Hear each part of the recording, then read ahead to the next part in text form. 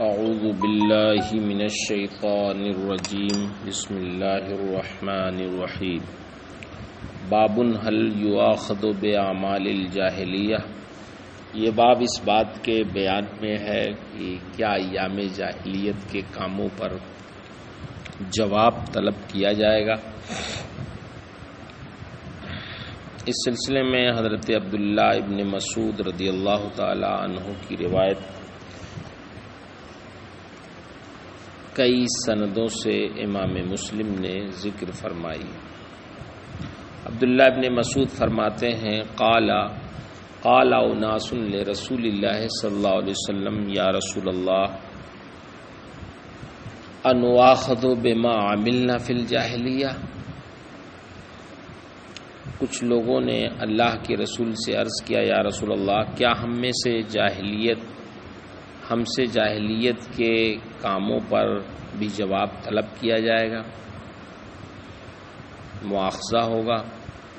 سرکار نے ارشاد فرمایا من احسن منکم فی الاسلام فلا یؤاخذ بها ومن اساء اخذ بعملہ فی الجاہلیہ والاسلام۔ جس نے اسلام لانے کے بعد اچھا کام کیا فلا یؤاخذ بها تو اس سے جاہلیت کے برے کام پر جواب نہیں مانگا جائے گا۔ ومن اساء اور جس نے اسلام لانے کے بعد برا کام کیا اخذ بعملہ فی الجاہلیۃ والاسلام تو اس سے جاہلیت اور اسلام کے دونوں وقتوں کے برے کام پر محاسبہ کیا جائے گا، پکڑ ہوگی، گرفت ہوگی۔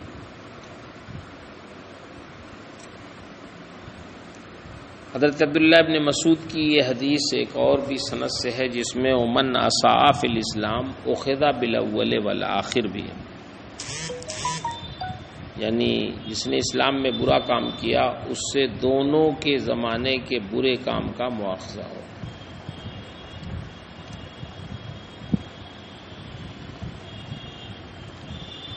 اس باب کی احادیث میں جو ما احسن منکم فی الاسلام ہے اس سے مراد یہ ہے کہ جس نے ظاہر اور باطن ہر اعتبار سے اسلام قبول کر لیا وہ حقیقتاً مسلمان ہو گیا۔ اللہ تعالیٰ اس کے ان تمام گناہوں کی مغفرت فرما دے گا جو اس نے ایام جاہلیت میں کفر کی حالت میں کیا ہے۔ یہ قرآن سے ثابت ہے، حدیث صحیح بھی اس سے بھی یہ ثابت ہے کہ اسلام اپنے ماقبل کے گناہوں کو مٹا دیتا ہے۔ اس قسم کی حدیث آگے آئے گی بھی۔ مسلمانوں کا اس پر اجماع بھی ہے، اور من اساء اخذ فی الجاہلیۃ والاسلام سے مراد یہ ہے کہ جس نے زبان سے شہادتین کا اظہار کیا لیکن دل سے وہ اسلام میں داخل نہیں ہوا، یعنی باطن میں وہ کافر کا کافر ہی رہا، صرف دکھاوے کے لیے اس نے اسلام قبول کیا، ایسا شخص در حقیقت مسلمان نہیں ہے بلکہ وہ منافق ہے۔ اس سے اسلام ظاہر کرنے سے پہلے ایام جاہلیت کے کاموں پر بھی مواخذہ ہوگا اور اسلام ظاہر کرنے کے بعد کے عمل پر بھی جواب طلب کیا جائے گا، اس لیے کہ وہ کفر پر اب بھی برقرار ہے، اس کا اسلام محض ریا ہے۔ باب کون الاسلام یہدم ما قبلہ وقد الحج والہجرہ۔ یہ باب اس بات کے بیان میں ہے کہ اسلام اسی طرح حج اور ہجرت اعمال سابقہ کے گناہوں کو مٹا دیتا ہے۔ حضرت ابن شماسہ مہری فرماتے ہیں کہ ہم حضرت عمرو بن عاص کے خدمت میں حاضر تھے، وَهِيَ فِي سِيَاقَةِ الْمَوْتِ، اور وہ قریب الموت تھے، موت سے بالکل قریب تھے۔ فَبَكَى طَوِيلًا وَحَوَّلَ وَجْهَهُ إِلَى الْجِدَارِ، تو وہ دیر تک روئے اور اپنا چہرہ دیوار تک کی طرف پھیر لیا۔ فَجَعَلَ ابْنُهُ يَقُولُ يَا أَبَتَاهْ اما بشرک رسول اللہ صلی اللہ علیہ وسلم بکذا اما بشرک رسول اللہ صلی اللہ علیہ وسلم بکذا۔ تو ان کے صاحبزادے کہنے لگے کہ اے میرے باپ، کیا آپ کو رسول اللہ صلی اللہ علیہ وسلم نے ایسی ایسی بشارت نہیں دی ہے؟ تو انہوں نے اپنا چہرہ لوگوں کی طرف پھیرا، یعنی متوجہ ہوئے لوگوں کی طرف. فقال ان افضل ما نعد شہادت ان لا الہ الا اللہ وان محمد رسول اللہ. سب سے افضل وہ چیز جس کو ہم جانتے ہیں، شمار کرتے ہیں، وہ اس بات کی گواہی دینا ہے کہ اللہ کے علاوہ کوئی معبود نہیں اور محمد صلی اللہ علیہ وسلم اس کے رسول ہیں. حضرت عمرو بن عاص فرماتے ہیں انی قد کنت علی اطباق ثلاث، کہ میں 3 دور سے گزر چکا ہوں. میری زندگی میں 3 دور آئے ہیں. لقد رأیتنی وما احد اشد بغضا لرسول اللہ صلی اللہ علیہ وسلم منی. میں نے محسوس کیا کہ ایک زمانہ ایسا تھا کہ مجھ سے زیادہ نبی کریم صلی اللہ علیہ وسلم سے بغض رکھنے والا، دشمنی رکھنے والا شاید کوئی نہیں تھا. ولا احب الی ان اکون قد استمکنت منہ فقتلتہ. میں اس بات کو پسند کرتا تھا کہ اگر مجھے قدرت ملتی تو میں آپ کو شہید کر دیتا، قتل کر دیتا. فلو مت علی تلک الحال لکنت من اہل النار. اگر میں اسی حال پہ مر گیا ہوتا تو میں آج جہنمی ہوتا. فلما جعل اللہ الاسلام فی قلبی اتیت النبی صلی اللہ علیہ وسلم. جب اللہ نے اسلام کو میرے دل میں ڈال دیا تو میں سرکار کی خدمت میں آیا. میں نے آپ سے کہا اپنا داہنا ہاتھ آپ پھیلائیں فلیبایعک، تاکہ میں آپ کے داہنے ہاتھ پہ بیعت کروں، آپ سے بیعت کروں. فبسط یمینہ، سرکار نے اپنا داہنا ہاتھ پھیلا دیا. قال فقبضت یدی، تو میں نے اپنا ہاتھ سمیٹ لیا. قال ما لک یا عمرو، سرکار نے ارشاد فرمایا عمرو کیا بات ہے، کیوں ہاتھ سمیٹ لیا؟ قال قلت اردت ان اشترط، میں نے کہا کہ میری خواہش ہے کہ میں شرط لگاؤں. قال تشترط بماذا، کیا شرط لگاؤ گے؟ قلت ان یغفر لی، میں نے کہا اللہ کے رسول میری شرط یہ ہے کہ میری مغفرت ہو جائے. قال اما علمت یا عمرو ان الاسلام یہدم ما کان قبلہ. عمرو تم جانتے نہیں ہو کہ اسلام یہدم ما کان قبلہ اپنے سے پہلے کے سارے گناہوں کو مٹا دیتا، ڈھا دیتا. وَأَنَّ الْهِجْرَةَ تَهْدِمُ مَا كَانَ قَبْلَهَا، اور ہجرت بھی ما قبل کے گناہوں کو مٹا دیتی. وَأَنَّ الْحَجَّ يَهْدِمُ مَا كَانَ قَبْلَهُ، حج بھی اپنے ما قبل کے گناہوں کو مٹا دیتی. وَمَا كَانَ أَحَدٌ أَحَبَّ إِلَيَّ مِن رَّسُولِ اللَّهِ صلی اللہ علیہ وسلم وَلَا أَجَلَّ فِي عَيْنِي مِنْهُ. رسول اللہ صلی اللہ علیہ وسلم سے زیادہ محبوب میرے نزدیک اس حالت میں اس زمانے میں کوئی نہیں تھا، اور نہ ان سے بزرگ و برتر انسانوں میں میری نگاہ میں کوئی تھا.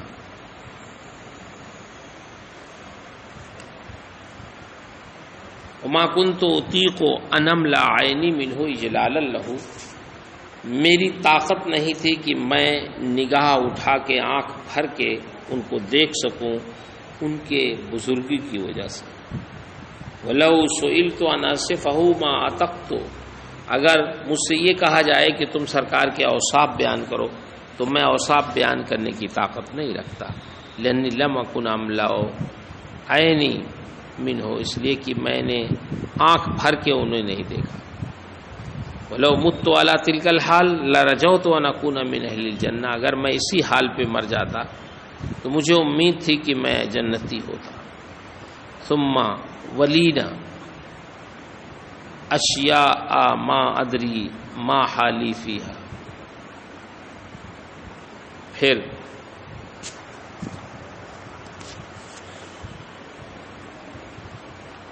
مجھے کچھ چیزوں کا والی اور حاکم بنایا گیا، مجھے نہیں معلوم کہ میرا حال اس میں کیسا. تو جب میں مر جاؤں تو میرے ساتھ کوئی نوحہ کرنے والی عورت کو نہ لے جانا اور نہ آگ کو لے جانا. فَإِذَا دَفَنْتُمُونِي، تو جب تم مجھے دفن کر دو فشنوا علی التراب، تو میرے اوپر مٹی ہر طرح سے ڈال دینا، ثم اقیموا حول قبری،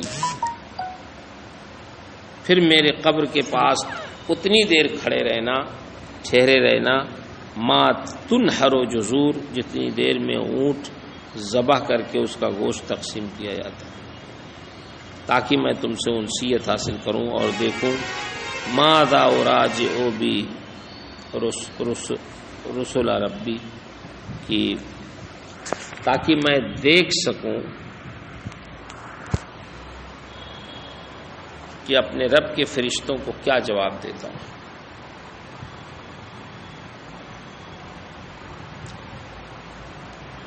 یعلا بن مسلم کہتے ہیں کہ انہوں نے سعید بن جبیر سے سنا، یہ حدیث بیان کر، یحدث عن ابن عباس، و ابن عباس سے روایت کرتے تھے کہ ان ناسا من اہل الشرک قتلوا فاکثروا وزنوا فاکثروا،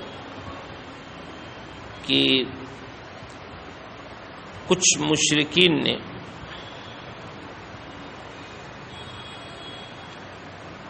قتل کیا تو خوب کیا اور زنا کیا تو خوب کیا، پھر وہ سرکار کی خدمت میں آئے، فقالوا ان الذي تقول وتدعو لحسن، آپ جو بات کہتے ہیں اور جس مذہب کی طرف بلاتے ہیں وہ بہتر ہے، ولو تخبرنا ان لما عملنا کفارۃ،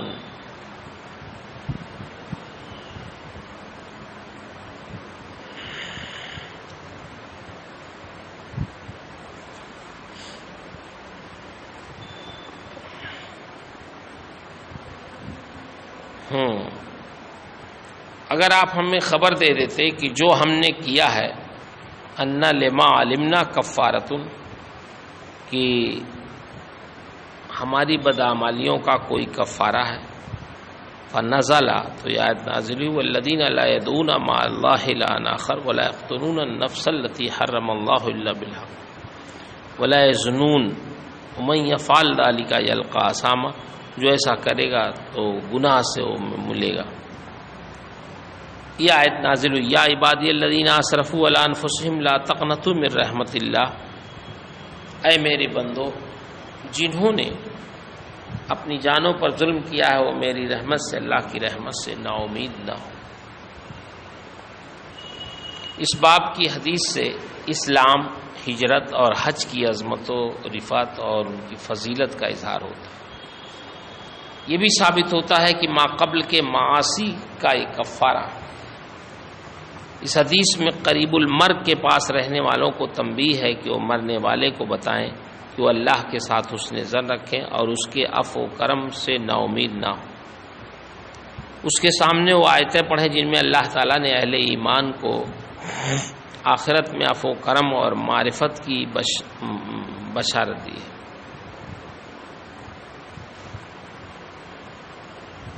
مرنے والے نے اپنی زندگی میں جو نیک اعمال کیے ہیں وہ اسے یاد دلائے تاکہ اسے اپنی مغفرت کی امید ہو چلے، ایمان اور اللہ تعالیٰ کے ساتھ حسن ظن پر اس کا خاتمہ ہو، جیسا کہ عبداللہ بن عمرو بن عاص نے اپنے والد حضرت عمرو بن عاص کو دم مرگ یاد دلایا کہ سرکار نے آپ کو فلاں فلاں چیز کی بشارت دی ہے۔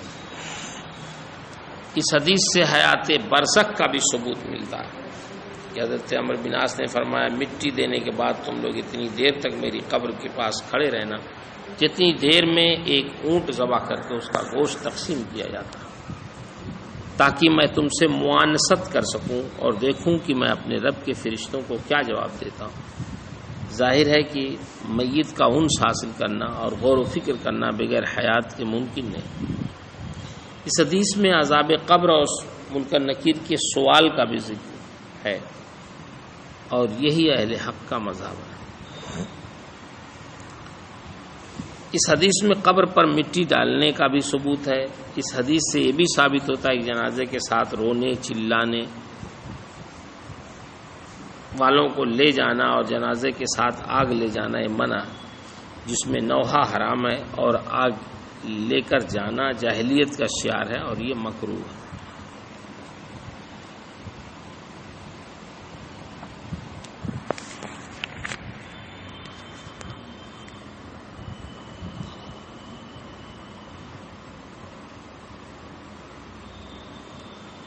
باب و بیان حکم عمل الکافر اذا اسلم بعد، یہ باب ایمان لانے کے بعد کافر کے پہلے اعمال کے حکم کے بیان میں ہے۔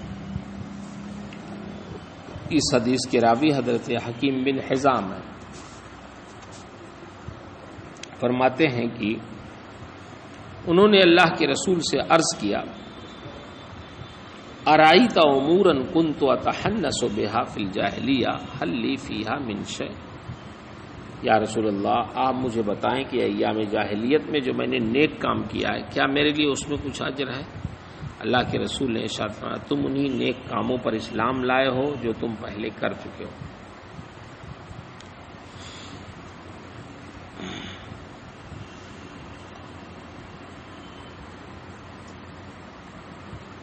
حکیم بن حزام ہی کی یہ روایت ہے کہ انہوں نے سرکار سے عرض کیا، ہے رسول اللہ ارائیت امورا کنت اتحنس بها فی الجاہلیہ،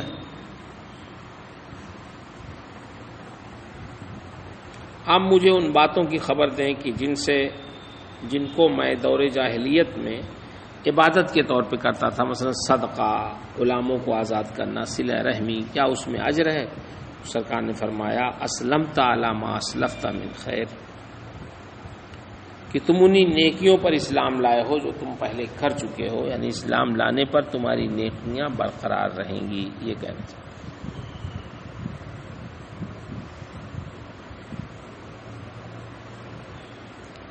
حضرت حکیم بن حزام کی تیسری روایت جو ہے یہ ہے کہ کنت افعلھا فی الجاہلیہ،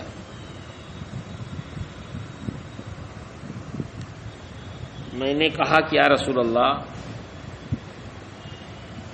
کچھ چیزیں ایسی ہیں جن کو میں جاہلیت میں کرتا تھا۔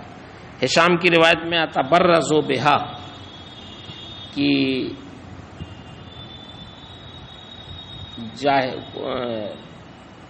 کچھ نیک کام کرتا تھا۔ تو سرکار نے ارشاد فرمایا، اسلمت علی ما اسلفت لک من الخیر، تم نے اسلام قبول کیا اسی حالت پر جو تم نے پہلے کیے ہیں خیر کے کام۔ میں نے عرض کیا، فواللہ لا اعدو شیئا صنعتہ فی الجاہلیہ الا فعلت فی الاسلام مثلہ، تو بخدا میں کوئی ایسا کام نہیں چھوڑوں گا جس کو میں جاہلیت میں کرتا تھا، الا فعلت فی الاسلام مثلہ، مگر اسلام میں اسی کی طرح کروں گا۔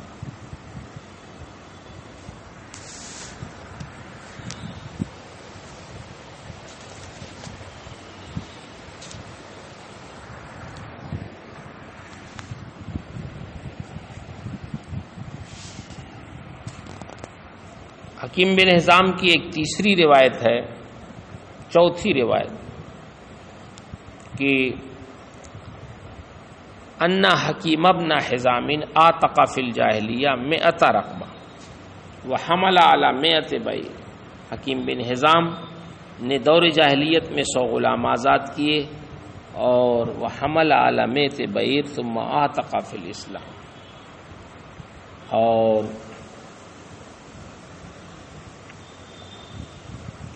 100 اونٹ سواری کے راہ خدا میں صدقہ و خیرات کیا۔ ثم اعتق فی الاسلام 100 رقبہ، پھر 100 لوگوں کو آزاد کیا۔ وحمل علی 100 بعیر، اور 100 اونٹ کو نبی کے اللہ کی راہ میں قربان کیا، پھر سرکار کی خدمت میں آئے۔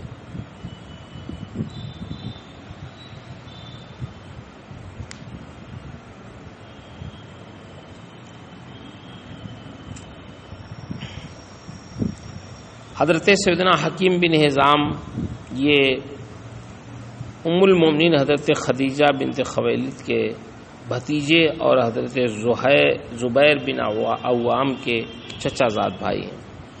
ان کی پیدائش کعبہ شریف کے اندر ہوئی۔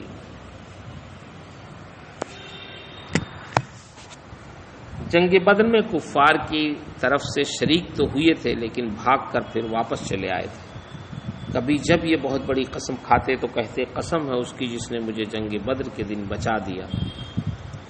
یہ عہد جاہلیت میں بہت نیک کام کرتے تھے، اسلام لانے کے بعد بھی وہ سارے نیک کام کرتے رہے۔ دارالندوہ آپ ہی کے قبضے میں تھا، آپ نے ہی اسے حضرت امیر معاویہ کے ہاتھ پر 1,00,000 درہم میں فروخت کیا تھا۔ یہ سارے درہم اللہ کی راہ میں خیرات کر دیے تھے۔ ابن زبیر نے فرمایا کہ تو نے قریش کی عزت کی چیز فروخت کر دی۔ انہوں نے جواب دیا کہ اب پرہیزگاری کے سوا کسی چیز کی عزت باقی نہیں۔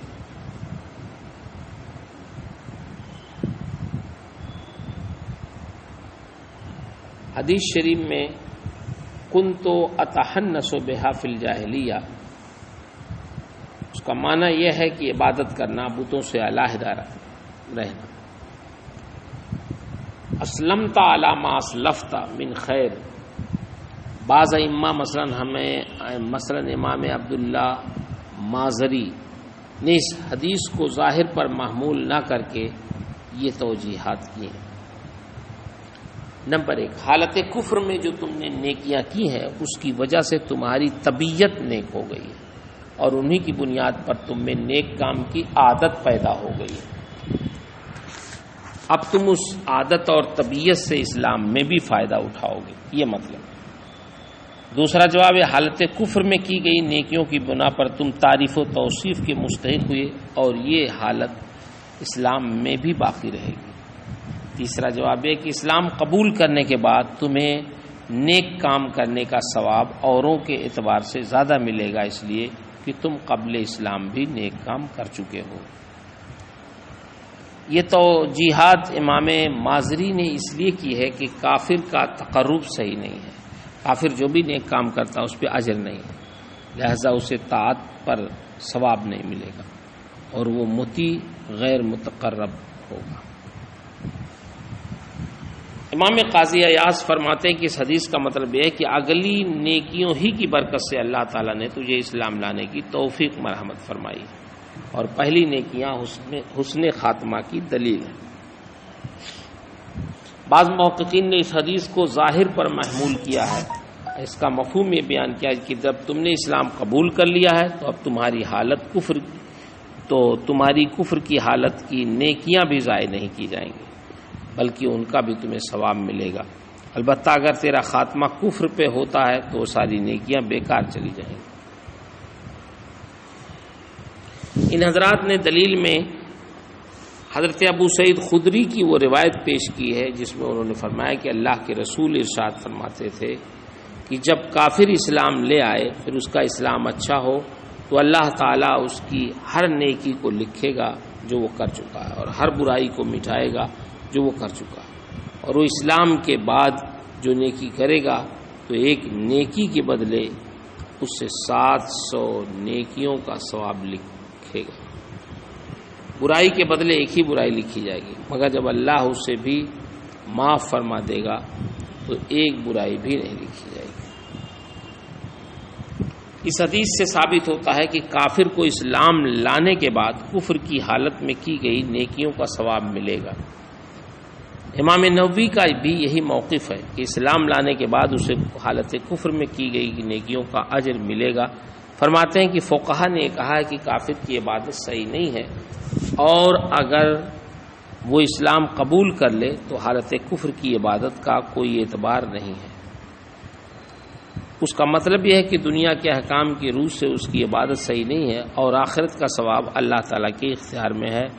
اب اگر کوئی کہے کہ آخرت میں بھی اس پر ثواب نہ ہوگا تو اس کا ایک قول مذکورہ حدیث صحیح سے رد کر دیا جائے گا، اور کفار کے بعض افعال کا تو دنیا میں بھی اعتبار نہیں ہے۔ خود فقہا فرماتے ہیں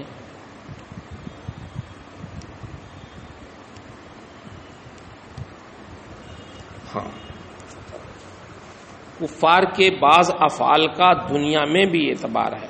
خود فقہا فرماتے ہیں اگر کافر پر حالت کفر میں کوئی کفارہ مثلا زہار وغیرہ کا کفارہ واجب ہو تو اسے حالت کفر میں ادا کر دے تو یہ کافی ہوگا، اور اسلام لانے کے بعد اسے دوبارہ کفارہ دینا لازم نہ ہوگا۔